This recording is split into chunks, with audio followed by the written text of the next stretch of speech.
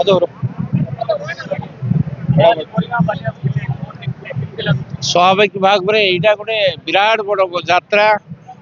ହଜାର ହଜାର ଜନସମାଗମ ଯେପରି ଭାବରେ ନାଚ ଗୀତ ଠାରୁ ଆରମ୍ଭ କରି ସମସ୍ତେ ଏହାକୁ ଉପଭୋଗ କରୁଛନ୍ତି। ହୁଏତ ଆଜି ମୁଁ ଯାହା ଦେଖୁଛି ପୁରୀ ଦାଣ୍ଡ ବଡ ଦାଣ୍ଡ ପରେ ସବୁଠାରୁ ଜନବହୁଳ କୋରାପୁଟ ଜିଲ୍ଲାର ବଡ ଯାତ୍ରା ବୋଲି ବାଲିଯାତ୍ରା ମୁଁ ଅନୁଭବ କରୁଛି। ବାସ୍ତବରେ ଯୋଉ ଯାତ୍ରା ହଉଛି ଛୋଟ ଯାତ୍ରା ହଉଛି, ଖୋଲା ଜାଗା ହେଇଥିଲେ ଆହୁରି ସୁନ୍ଦର ଲାଗିଥାନ୍ତା।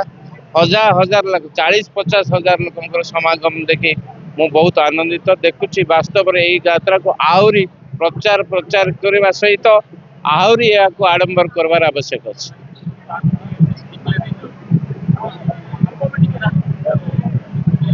ବାସ୍ତବରେ ଏ ହେଉଛି ଜାତି ଧର୍ମ ନିର୍ବିଶେଷ ସମସ୍ତଙ୍କର ଯାତ୍ରା। ସାମୂହିକ ଭାବରେ ଜାତି ଧର୍ମ ରାଜନୀତି ଉର୍ଦ୍ଧ୍ୱରେ ଆମେ ସମସ୍ତେ ସମାଗମ ହେଇ ଏ ବାଲିଯାତ୍ରାକୁ ଉପଭୋଗ କରୁଛୁ।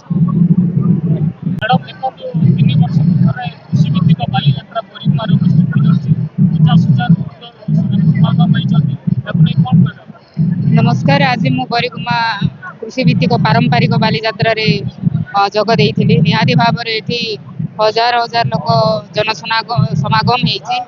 ନିହାତି ଭାବରେ ଏଇଟା ଗୋଟେ ପାରମ୍ପରିକ ଯୋଉ ମାନେ ଆମର ବାଦ୍ୟ ରହିଛି ତାହା ମଧ୍ୟ ଆଜି ମାନେ ହଜାର ହଜାର ପିଲା ବଜାଉଛନ୍ତି ଏବଂ ଯୋଉଟା କି ଆମେ ଗାଁ ଗହଳିର ବିଲୁପ୍ତ ହେଇଯାଉଛି ସେଇ ପାରମ୍ପରିକ ବାଦ୍ୟ ମଧ୍ୟ ଆଜି ବାଲିଯାତ୍ରାରେ ଦେଖିବାକୁ ମିଳିଛି।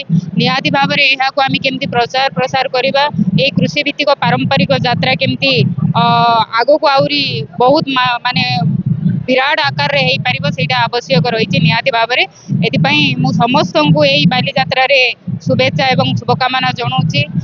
ସମସ୍ତେ କୁଶଳ ମଙ୍ଗଳ ଭଲରେ ରୁହନ୍ତୁ ଏବଂ ଏ ଯାତ୍ରା ମଧ୍ୟ କେମିତି ସୁରୁଖୁରୁରେ ହେଇପାରିବ।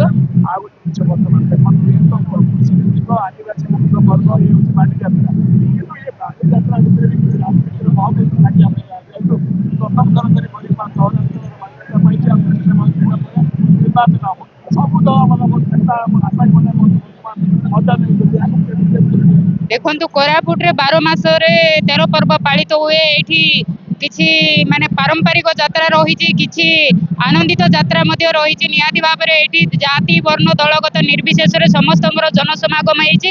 ଏଠି ସମସ୍ତେ ଆନନ୍ଦ ଉଲ୍ଲାସ ନେଉଛନ୍ତି ଏବଂ ନିହାତି ଭାବରେ ସମସ୍ତେ ଏହାର ମଜା ଉଠାଉଛନ୍ତି।